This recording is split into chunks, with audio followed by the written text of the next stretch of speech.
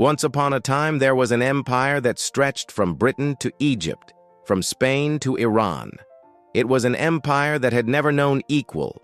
Its influence was felt from the deserts of Africa to the green hills of Ireland. But despite its power, wealth, and size, the Roman Empire would one day crumble into dust, giving way to a new era in European history. In this episode of Let's Find Out, we will explore how the mightiest empire on Earth met its demise. So fasten your seatbelts, because it's going to be one wild ride. Welcome to Let's Find Out. Most empires rise and fall in a single cataclysmic event. Think about it. The Akkadian Empire was crushed when its king, Sargon, was killed in battle. The Assyrian Empire fell after its king, Ashurbanipal, died, and his generals fought over his inheritance. And the Babylonian Empire ended when its king, Nebuchadnezzar, went insane and ate his son. But Rome wasn't destroyed in a single night. It crumbled slowly, piece by piece, weakened from within and attacked from without. And today, we're going to look at those outside forces that brought the curtain down on the greatest empire the world had ever seen. But before we begin our countdown, make sure you like this video and subscribe for more videos like this one. Coming in at number 5, the weight of corruption and weak leadership. To understand why Rome fell, we must first understand what made Rome great. Rome rose to power thanks to a series of military victories, conquests that allowed the Romans to expand their territory and gain wealth and resources. This growth continued throughout Rome's early history. But as the empire grew larger and wealthier, it became more difficult to manage. The further away a province was from Rome, the harder it was to control. As a result, Rome began appointing military governors to oversee these distant lands. At first, this worked out well for Rome. Military governors were often tough, disciplined men who knew how to keep order. But as the centuries passed, things changed. Military governors began to see the provinces they governed as their own personal fiefdoms. They exploited the people, levied heavy taxes, and built up private armies. The Romans tried to fight back against this corruption, but it was no use.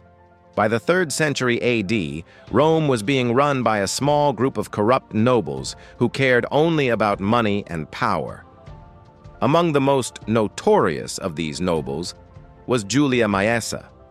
Maessa was the mother of 2 emperors, Elagabalus and Julia Maessa. And she did everything in her power to make sure that her sons stayed in power. She bribed senators, crushed her enemies, and even started a civil war. But in the end, it wasn't enough.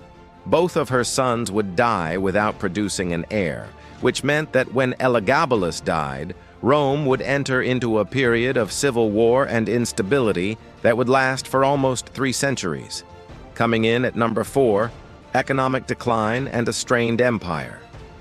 Rome had a monopoly on Mediterranean trade, controlling key shipping lanes and ports.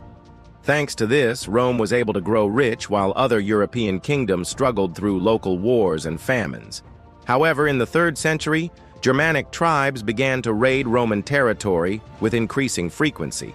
These raids disrupted trade, causing shortages and price hikes in grain and other goods. In response, Rome began minting coins with lower silver content to try to make up for the increased cost of materials.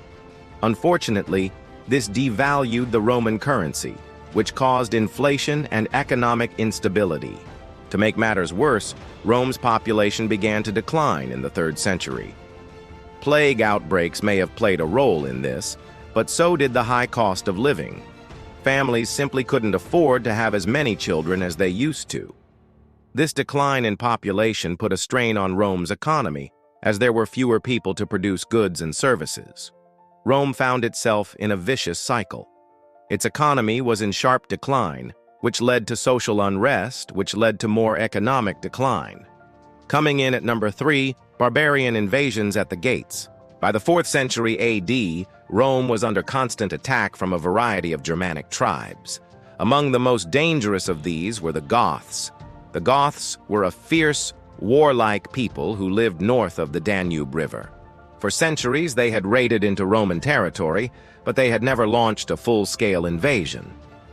That all changed in 376 AD when the Goths asked the Romans for permission to settle within the empire's borders. The Romans agreed, but they soon regretted it. The Goths were a disruptive force within the empire. They refused to assimilate into Roman culture, and they continued to launch raids into Roman territory. In 388, the Goths sacked the city of Rome itself. This humiliating defeat showed the world that Rome was not the invincible power it once was. The Gothic invasions would continue for decades, but they were only one of several threats facing Rome at this time. To the west, across the Atlantic Ocean, the Visigoths had also been causing trouble. In 410 AD, they sacked Rome, pillaging the city and taking vast amounts of treasure back to their homeland. Meanwhile, to the east, the Huns were causing havoc. The Huns were a nomadic people from Central Asia who had recently migrated into Europe. Under the leadership of their king, Attila, the Huns launched a series of devastating raids into Roman territory. In 451, they defeated a Roman army at the Battle of the Catalonian Plains. Though Rome would survive the Hunnic invasions, it was clear that the empire was in trouble. It was being attacked from all sides by fierce, determined enemies. Coming in at number 2, the division of East and West. By the 4th century, it was clear that Rome could no longer defend its vast borders. So Emperor Diocletian decided to divide the empire into 2 halves, the Western Roman Empire and the Eastern Roman Empire.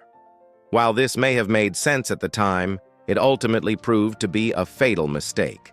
The division of Rome weakened the empire and made it easier for barbarian invaders to conquer. Now that there were 2 separate Roman empires, the Western Roman Empire began to fall apart. Its economy collapsed, its infrastructure fell into disrepair, and its military was unable to stop the barbarian invasions. Even worse, the Western Roman Empire was plagued by civil war and instability.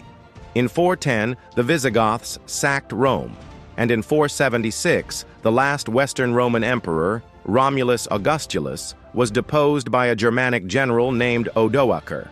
With the deposition of Romulus, the Western Roman Empire came to an end. But what about the Eastern Roman Empire? Well, it would survive for another 1,000 years. In fact, the Eastern Roman Empire would go on to become the Byzantine Empire. Coming in at number 1, the final fall of Rome in 476 AD.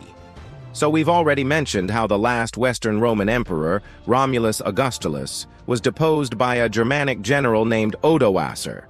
But what happened next is actually a bit murky. According to tradition, Romulus Augustulus fled to a monastery and spent the rest of his life as a monk. But this story is almost certainly false. A more likely scenario is that Romulus Augustulus was killed by Odoacer soon after he took over the Western Roman Empire.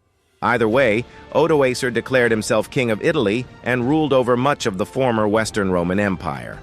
He paid tribute to the Eastern Roman Emperor Zeno and acknowledged him as the supreme ruler of Rome. Zeno, however, never accepted Odoacer's rule. He wanted to reconquer the Western Roman Empire. So he sent his general, Theodoric the Great, to do his dirty work. Theodoric was successful in reconquering much of the Western Roman Empire, but he stopped short at Italy. You see, Theodoric had no desire to rule over Italy himself.